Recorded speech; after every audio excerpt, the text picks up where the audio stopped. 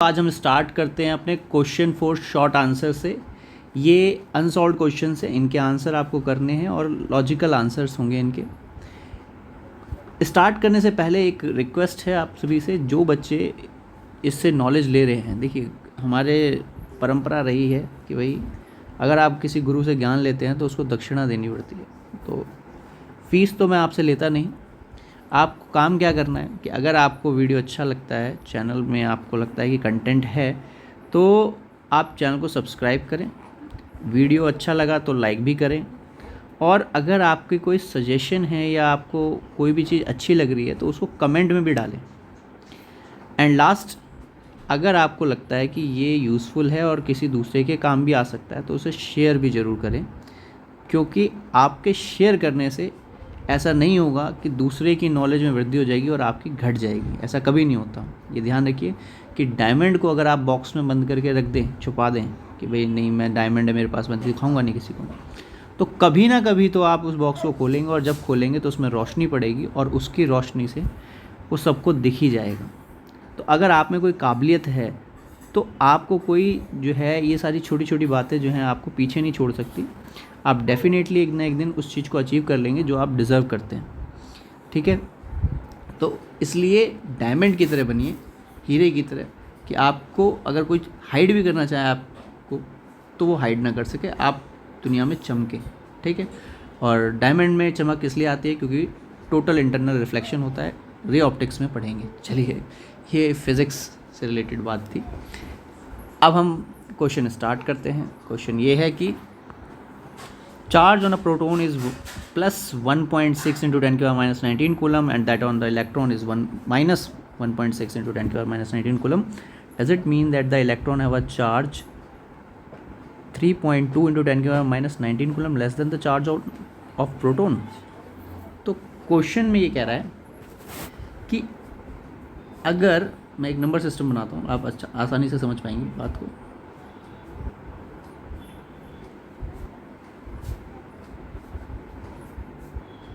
इसके बीच में गैप कितना है? 3.2 इंटू 10⁻⁻19 है ना। तो वो कह रहा है कि अगर प्रोटॉन का चार्ज ये है और इलेक्ट्रॉन का चार्ज ये है, तो क्या ये कह सकते हैं कि प्रोटॉन का चार्ज 3.2 इंटू 10⁻⁻19 कूलम कम है? तो नहीं, ऐसा नहीं कह सकते। क्यों नहीं कह सकते? क्योंकि ये जो साइन है ये सिग्निफिकेंस है, ये जो है मैग्नीट्यूड को नहीं दर्शा रहे। मैग्नीट्यूड तो ये है चार्ज का, ये तो सिग्निफिकेंस बता रहे हैं कि ये प्रोटॉन पे चार्ज है और ये वाला इलेक्ट्रॉन पे चार्ज है। इसका ये मीनिंग क्लियर हो गया। तो ये इसका पहले वाले का आंसर हुआ। चलिए सेकंड क्वेश्चन पे चलते हैं। सेकंड क्वेश्चन में क्या पूछ रहा है वो देखते हैं। क्वेश्चन नंबर सेकंड में कह रहा है, is there any lower limit to electrostatic force between two particle placed at the separation of 1 centimetre? Sure, lower limit होती है। देखिए क्वेश्चन समझ लीजिए पहले। क्वेश्चन कह रहा है कि क्या कोई लोअर लिमिट पॉसिबल है इलेक्ट्रिक फोर्स की अगर दो पार्टिकल 1 सेंटीमीटर पे सेपरेटेड हो? तो मुझे क्या करना है, सबसे छोटा चार्ज लेना। जैसा कि मैं आपको क्लास में बताता हूँ, सबसे छोटा चार्ज क्या है? Charge on electron. वैसे तो उससे भी छोटा होता है, बट अभी तक के लेवल के लिए आपके लिए चार्ज ऑन इलेक्ट्रॉन ही सबसे छोटा है। तो अगर मैं दो इलेक्ट्रॉन्स को 1 सेंटीमीटर दूरी पे रख दूं तो ये सबसे लोअर लिमिट हो जाएगी 1 सेंटीमीटर सेपरेशन के लिए। 1 से कम सेपरेशन पे और फोर्स जो है वैल्यू बढ़ जाएगी, और 1 से ज़्यादा करने पे भी बढ़ जाएगी, घट जाएगी। बट इसका मतलब ये नहीं कि आप जो है डिस्टेंस, क्योंकि वो सेपरेशन तो उसने पहले क्लियर कर दी ना कि 1 सेंटीमीटर। 1 सेंटीमीटर के लिए लोअर लिमिट क्या होगी? तो लोअर लिमिट होगी कि आप 2 इलेक्ट्रॉन रख दीजिए, आपका आंसर आ जाएगा।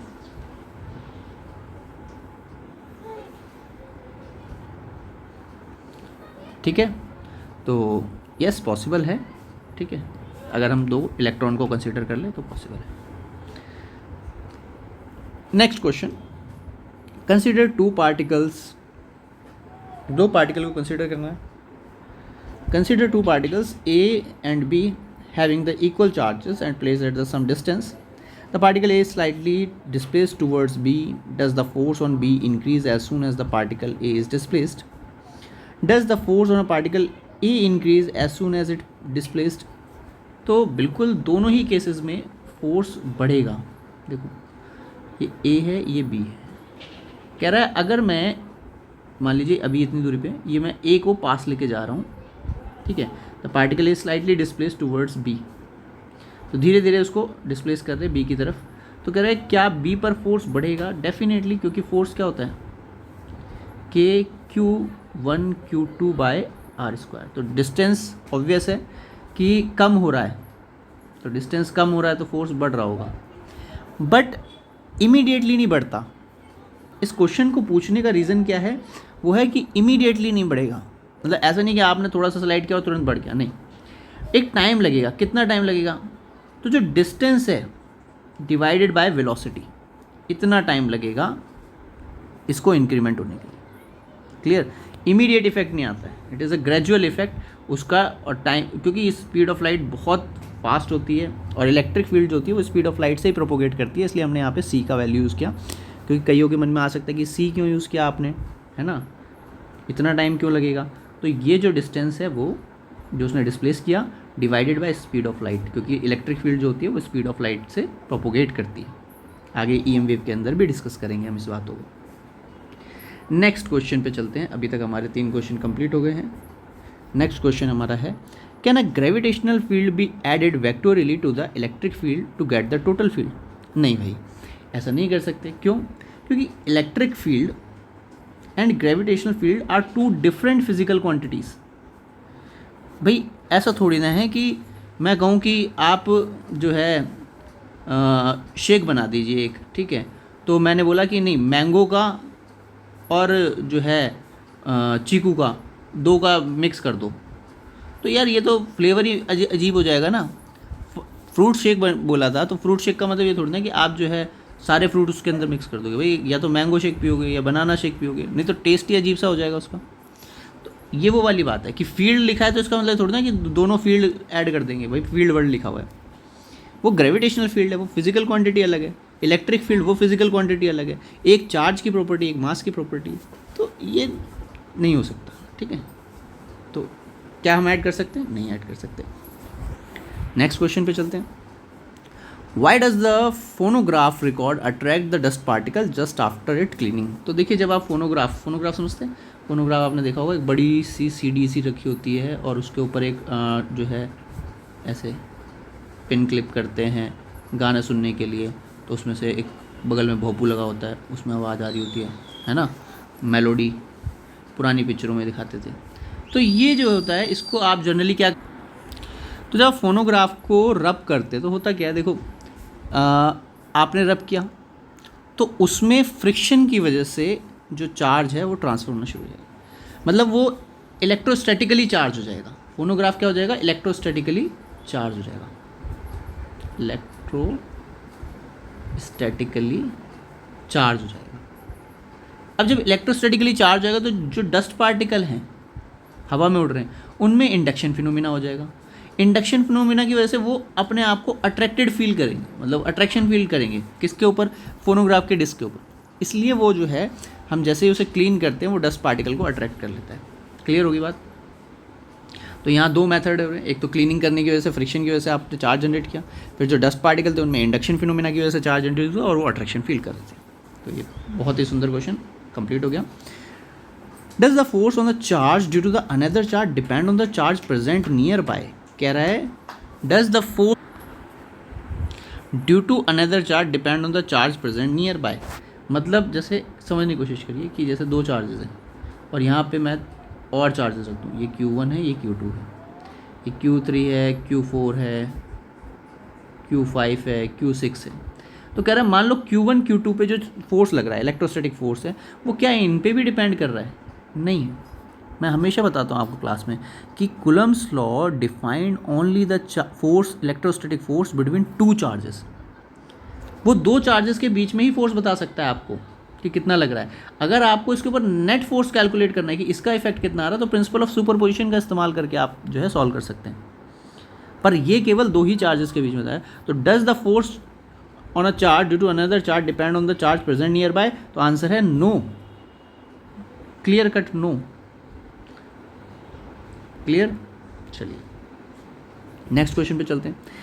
इन some old text it is mentioned that the 4 pi lines of force originate from each unit positive charge. एक पॉजिटिव चार्ज से जो फील्ड लाइन्स निकलती हैं उसका मैग्नीट्यूड होता है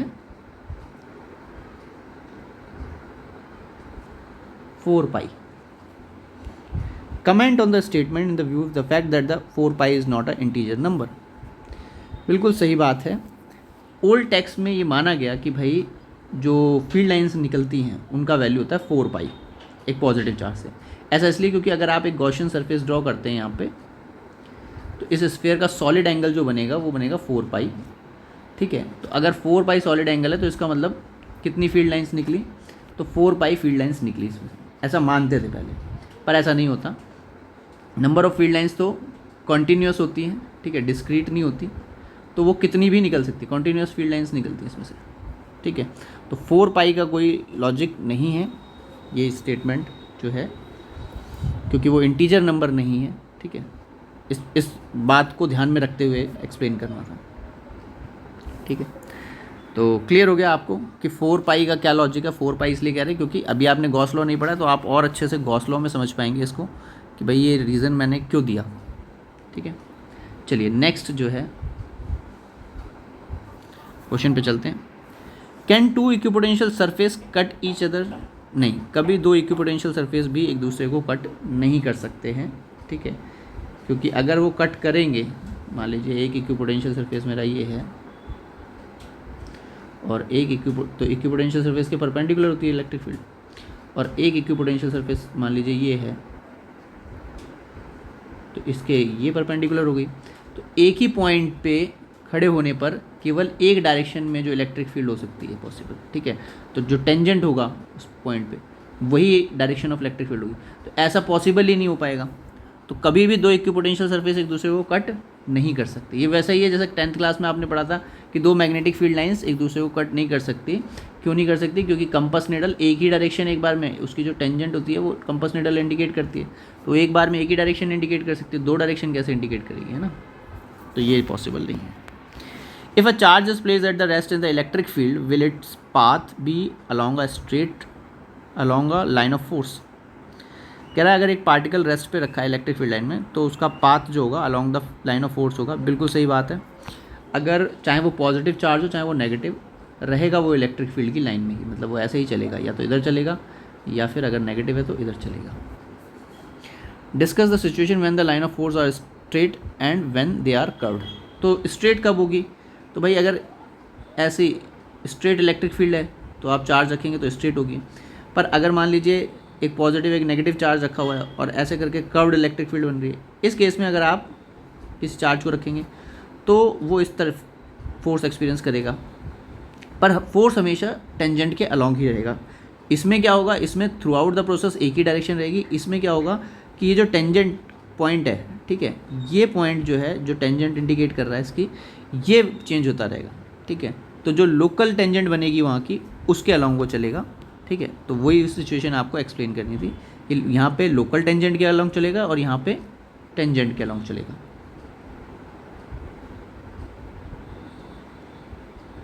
नेक्स्ट क्वेश्चन पे चलते हैं। कह रहा है consider the situation and what are the sign of plus Q1 and Q2। इनके साइन बताने, तो जाहिर सी बात है इससे निकल रही है तो ये प्लस होगा और इसमें आ रही है तो ये माइनस होगा। If the line are drawn proportion to the charge, अगर जो लाइंस हैं फील्ड लाइंस हैं वो चार्ज के प्रोपोर्शन है तो रेशियो बताओ। तो काउंट कर लेते हैं, 6 6 6, तो इसके पास 18 फील्ड लाइंस हो गई प्लस, और इसमें कितनी आ रही है 6, तो इसके पास -6। रेशियो निकालना है Q1/Q2 इज इक्वल्स टू, तो Q1 है -6 और Q2 है 18, तो दिस इज -1/3। ये आपका आंसर हो जाएगा। क्लियर? चलिए तो अब हम चलते हैं नेक्स्ट क्वेश्चन की तरफ। इसको भी हटाते हैं यहाँ से।